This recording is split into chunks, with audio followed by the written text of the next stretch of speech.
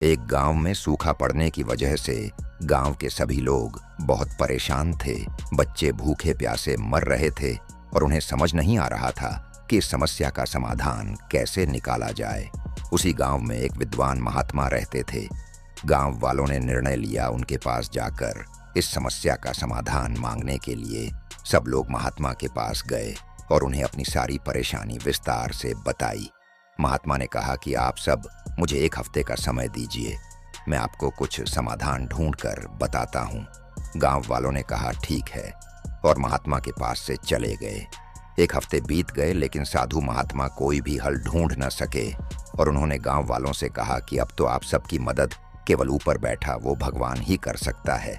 अब सब भगवान की पूजा करने लगे, भगवान को खुश करने के लिए, और भगवान ने उन सब की सुन ली और उन्होंने गांव में अपना एक दूत भेजा।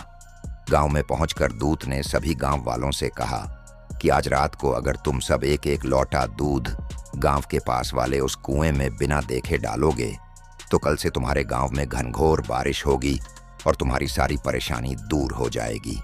इतना कहकर वो दूत वहां से चला गया। गांव वाले बहुत खुश हुए और सब लोग उस कुएं में दूध डालने के लिए तैयार हो गए। लेकिन उसी गांव में एक कंजूस इंसान रहता था। उसने सोचा कि सब लोग तो दूध डालेंगे ही, अगर मैं दूध की जगह 1 लोटा पानी डाल देता हूं तो किसको पता चलने वाला है। रात को कुएं में दूध डालने के बाद सारे गांव वाले सुबह उठकर बारिश के होने का इंतजार करने लगे। लेकिन मौसम वैसा का वैसा ही दिख रहा था और बारिश के होने की थोड़ी भी संभावना नहीं दिख रही थी। देर तक बारिश का इंतजार करने के बाद सब लोग उस कुएं के पास गए और जब उस कुएं में देखा तो कुआं पानी से भरा हुआ था और उस कुएं में दूध का एक बूंद भी नहीं था। सब लोग एक दूसरे की तरफ देखने लगे और समझ गए कि बारिश अभी तक क्यों नहीं हुई, और वो इसलिए क्योंकि उस कंजूस व्यक्ति की तरह सारे गांव वालों ने भी यही सोचा था कि सब लोग तो दूध डालेंगे ही, मेरे 1 लोटा पानी डाल देने से क्या फर्क पड़ने वाला है। और इसी चक्कर में किसी ने भी कुएं में दूध का एक बूंद भी नहीं डाला और कुएं को पानी से भर दिया। शिक्षा, इसी तरह की गलती आजकल हम अपने रियल लाइफ में भी करते रहते हैं।